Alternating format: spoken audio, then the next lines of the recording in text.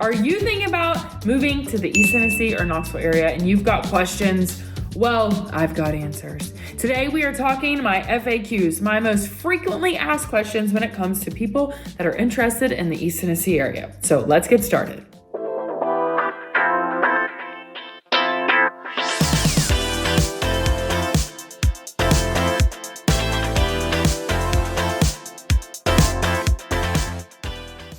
Number one, where are the casinos? There are none. There are no casinos in East Tennessee. There's no casinos in Tennessee, period. Now, you have some options around the state, specifically East Tennessee. I'll talk about those. But when it comes to gambling in East Tennessee or Tennessee in general, here's some fun facts. Tennessee brought the lottery to the state in 2002. So that's like the Tennessee lottery for the schools, whatever. And it became the 48th state out of 50 to offer some type of gambling within its borders. Now, sports betting is newer in Tennessee, and that became legal in November of 2020. However, there's still no casinos.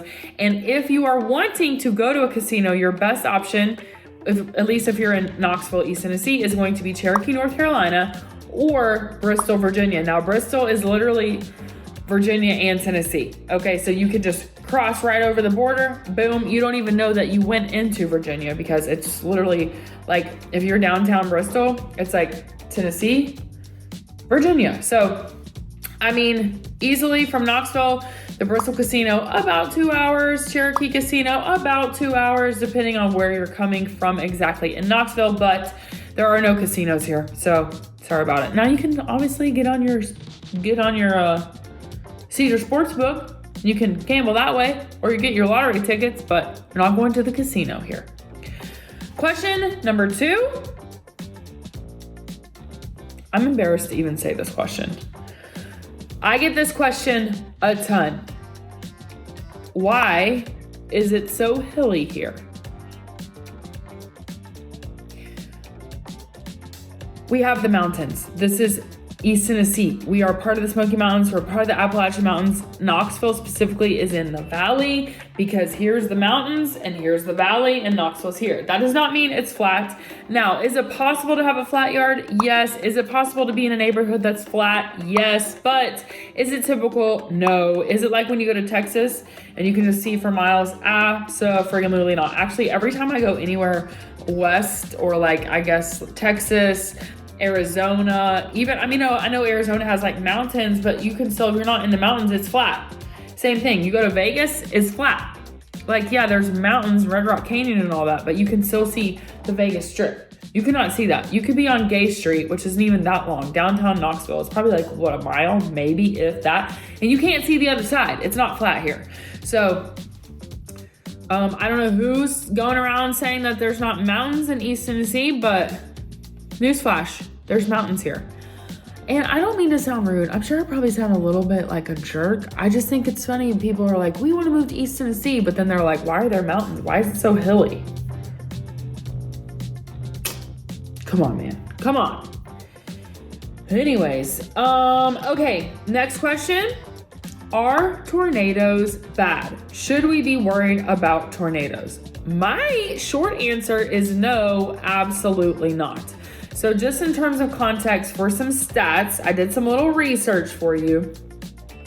Here are like 4 Tennessee cities: Knoxville, Nashville, Chattanooga, and Memphis. So those are our big 4. Knoxville, Nashville, Chattanooga, Memphis. Sorry, Tri-Cities. They didn't list you. Okay, so, I'm sorry. But out of those 4, who's the safest? Knoxville. It's saying that Knoxville has a safety score of 70.9. Nashville is 70.4, Chattanooga 60.5, and Memphis 58.47. So of the 182 cities across the nation analyzed, Knoxville ranked as one of the safest cities in Tennessee and also ranked as one of the lowest cities in the state to ever experience natural disasters such as earthquakes, floods, and tornadoes. So specifically, I'm specifically talking about tornadoes now. When I did a search, it was like 23 total historic events when it came to tornadoes. So overall from 1950 to 2010, this is a breakdown of like serious events that happened. Thunderstorm winds, there were 2,624 thunderstorm winds. There were 243 floods. So this is from 1950 to 2010, so 60-year period. 1 drought, 9 heavy snows, 15 strong winds, 761 incidences of hail. So we're not really like, it's not crazy here. Now we do have the random tornado, but I don't even like, we're in the valley, so it's not as big of a threat. So I don't think tornadoes are a problem here. Some people think it's very serious. It's not. It's a once in a lifetime occurrence. It's not happening every year for sure. I grew up here. So I came here in 1987. I was born in Memphis in 1985. Fast forward, I left in 2007. I came back in 2012, and I've never experienced a tornado myself. I think there was like a tornado event in Powell in my lifetime, but even that is isolated to very like 3 or 4 homes, not entire like community. You know what I mean? Now, here's our next question. What is a vol? Some people say vol, but that's not correct. Vol stands for volunteer because we are the volunteer state. Go Vols, Rocky Top. And obviously, University of Tennessee, we are the volunteers, Orange, etc. Now, why are we called the Vols? Here's why. We're called the Vols because during the War of 1812, the volunteers of the Tennessee militia played a key role. And then fast forward to the Mexican-American War of 1848, when President James K. Polk of Tennessee issued a call for volunteers. He needed 2,600 volunteers. Do you know how many Tennesseans showed up? According to this resource, 30,000. We are the volunteers. I kind of think it's awesome that we're the volunteers. I love that. But just please know, if nothing else, VOL stands for volunteer. Also 865, if you like our area code, East Tennessee is 865, which spells VOL, V-O-L. So cool. Anyways, fun facts. You're welcome. Now you can sleep safe and sound tonight. All right, what is next? Oh, this is a good one. Are there snakes in East Tennessee? The answer is yes. There are 32 total species, according to my research, of snakes in Tennessee. East Tennessee has 23 of those, and 2 are said to be venomous. And so the 2 venomous species are, I gotta zoom this in, I made it too small. The thunder rattlesnake and the copperhead. Now, my husband and I had an entire discussion about how can you tell if a snake is venomous, and he was talking about Hershey kiss patterns. I have no idea what he was talking about, but I will say this resource showed me that a venomous snake versus a non-venomous snake. A venomous snake has like oval eyes for their pupils, like it looks like a little slit, and then their nostril is behind their eye, and they have this what's called a heat pit. Didn't know this until my research today. And a non-venomous snake has a round pupil, like my pupil is round, right? And their nostril is in front of their eyes. They're non-venomous, but if their nostril is back here and they got a heat pit, which looks like almost like, not a bubble, it's like an indentation. Anyways, basically look for the pupils. And my husband was like, well, that's why you need to know if it has a Hershey kiss design or not, because if it has that, I can't know if he said it is or is not venomous, because he's on a Facebook. This is a true story. He's on a Facebook page for people that are obsessed with snakes. Okay, next question. How humid is it? People ask, is it humid there? Is it hot? Yes, the answer is yes, absolutely, it is humid. Now, we are definitely not a top 15 humidity. So I went to see like what were the most humid cities in the US.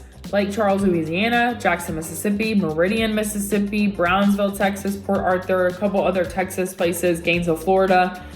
Surprisingly, Columbia, South Carolina is not on here, and Savannah, Georgia is not a top 15. And I think those are freaking crazy humid. And I think we're extremely humid. So I can't imagine what Lake Charles, Louisiana is like, because I think it's super, super humid here. It's not. So like Lake Charles and Jackson, Mississippi, Meridian, Mississippi, Brownsville, Texas, and Port Arthur and Victoria, Texas all had 90% average annual relative humidity. So I'm just giving you that for context. So Knoxville's average annual humidity is 84%. So Orlando, Florida was named 15th, and Orlando, Florida is at 88%. So we're not too far off from that. It is not dry. It's extremely humid, and usually July, August, September, especially August, can be extremely bad. And by late summer, the lakes are hot. So it's like humid outside, and then you get in the lake and it's like a bathtub, and you're like, what am I even doing here? So the only thing you have to do is drink, like a cold beverage of your choice. You know what I'm saying? Anyways.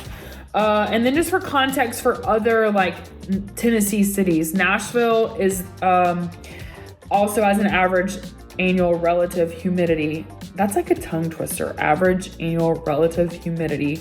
Nashville is 84%, just like we are 84% in the Knoxville area. Memphis is at 80%, which I think is crazy to me. I would have thought Memphis is more humid. Like, I've lived in Memphis, I taught in Memphis, and I think it's more humid, but it actually has a lower percentage. It has an 80% average annual relative humidity, and then Chattanooga is at 85, so it's a little bit more humid than Nashville and Knoxville. So then I was like curious, I was thinking, well, is Atlanta? Because I've lived in Atlanta too, but Atlanta is actually lower. It's at 81%. So anyways, Chattanooga is the most humid here, and Knoxville comes in at, ties with Nashville for second most humid. So it is humid. It is uncomfortable. True story time. Whenever I first started real estate, it was like, I got my license in March, and I was doing open houses and like passing out flyers. Well, let's just say maybe I shouldn't tell this story, but I'm a sweater, okay? If you see me at the gym, you're like, this girl drank too much water, she got a problem, okay? Whatever. So here I am walking neighborhoods trying to pass out flyers, sweating like a pig. It was just horrible. This is now why I make YouTube videos, because I don't have to be outside in the humidity. You know what I'm saying? Anyways, you gotta find what works for you. Okay, next question. Do you have mosquitoes? And this kind of piggybacks on the last thing I said, because if we're humid here, it's the perfect climate for mosquitoes. And mosquitoes are a true problem in my opinion, but they're a problem wherever I go. So there's that. But in terms of mosquitoes, you have to have high humidity, which we have. You have to have water, still water, which we have plenty of creeks, ponds, and upside down or right side up buckets that people just leave standing water or whatever. For whatever reason, we got standing water everywhere. And we got those retention ponds, like some of the new construction neighborhoods have retention ponds. And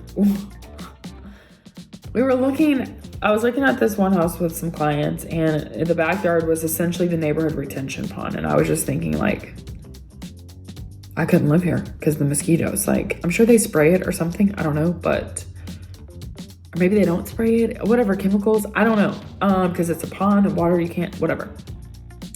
I just remember thinking, like, I can't live here because the retention pond, like, this would be a no-go for me. Anyways, because mosquitoes are a true problem. And then it also says mosquitoes prefer shaded areas. So humidity, check. Standing water, check. Shaded areas, check. We got a ton of trees here and we got lots of shade. So it's a perfect place for mosquitoes. And then also something else I read said that Chattanooga, Nashville, Knoxville, and Memphis are some of the worst cities like in the US for mosquitoes. So Memphis, I can attest to that. It's horrible there. Okay, next question that I get is, how much snow do you get in East Tennessee? So the average annual snowfall is said to be about 4.6 inches per year. Total. Almost less than 5 inches. That is not a lot, but it is enough to shut down the city multiple times. We don't know what to do with snow here because, if it's 5 inches and you've got 3 incidents total, then probably 2 of those are an inch and an inch, and the next one's like 3 inches, and 3 inches down, like we're gonna be snowed in, so just kind of keep that in mind. Now, obviously, this is not all of East Tennessee, because the higher the elevation, the more snow you're gonna get. And even across Knox County, what's interesting is like when we have snow days, when I taught for Knox County schools, like some places, like in North Knoxville, or like more like basically North Knoxville, essentially, they would be covered, like Halls, Coreyton, they'd be covered in snow. And like the rest of Knox County is not, but not all the buses could drive. Therefore, school was shut down. Now, I think that's less prevalent now. I'm no longer teaching for Knox County schools, obviously, but I will say that it varies even just by county, much less. My point in saying that is much less like outside of Knox County. So like Sevier County definitely has more snow days. They are in the mountains, essentially. They are in the Smoky Mountains. That's Gatlinburg, Sevierville, Pigeon Forge. They obviously get more snow than what we get. Even parts of Blount County see more snow than what we see in Knoxville. But overall, the seasonal average is 4.6 inches. So if you are wanting to go to a place where you're going to see a white Christmas and a white November, and you're going to see snow in January, forget about it. It's not going to happen. Okay? It's not happening. All right. And last but not least, I'm sure I have 15,000 other more FAQs, but these were just some that came to my mind the quickest. The last one is, what is the cleanest lake? Now this one, I could not find any hard facts. I could only find opinion pieces. The number one opinion for cleanest lake is Norris Lake. And the second one that kept popping up was Tellico. So I don't have an opinion on this either way. Like people were saying on these blogs, like Norris Lake is clear. Well, I've been on Norris Lake multiple times and I don't remember Norris Lake being clear. So maybe I was in the wrong part of Norris Lake. Now it is beautiful, but to me it's beautiful because of like the surroundings. But I don't feel like it's any different than Douglas Lake. And I don't feel like it's any different than the Tennessee River. And like my husband would be like, ooh, the Tennessee River. But like I've swam in all of those. Norris, Cherokee, Douglas, Tennessee River, Fort Loudon, like you name it. I've not been physically in Tellico like lake. I've been around it, but I've not been on a boat on it, much less haven't swam in Tellico Lake. And like Melton Hill, I've not swam in that. I've been around it. I've seen it. So, I mean, as far as what people are saying Norris is the cleanest. But there's no like hard facts that I could find about that. Like I didn't find any research about like water samples. I'm sure it exists somewhere. I did not find it. So that being said, I wouldn't make my lake decision based on like what Jimmy Jom Jom says about which is the cleanest. You know what I mean? So anyways, I think that like all of them are going to be fine. I've swam in all of them and I'm clearly very normal as a person. Anyways, yeah, so I wouldn't like make a huge judgment. I would choose my lake based on what I want to be around, not necessarily who says what is the cleanest, because that's up for debate, in my opinion. And it also depends on where you live and if you're going to be, going to a lake for like a week at a time, or if you're going to be going there every weekend because you have a second house, or if you're going to be living on the lake, or, it just depends on your circumstance. Like I have clients who they live in West Knoxville and they have a lake house on Norris. I have clients who have campers on Douglas. So, I have clients that live on Norris. I have clients that live on Douglas. I have clients that live on the Tennessee River. So it's totally your call. All of them are ultimately beautiful. So those are my thoughts. All right, so those are some of my most frequently asked questions. Let me know your thoughts. Let me know if I've missed something or if there's a question you're dying to get the answer to and would love my thoughts and opinions on. Please let me know. Please let me know. Also, I am by no means like an expert in snakes or lakes or tornadoes or, that kind of stuff. So, you have to take everything I say with a giant grain of salt, but as a native Tennessean, these are my thoughts. Anyways, let me know what you think and I'll see you on the next video.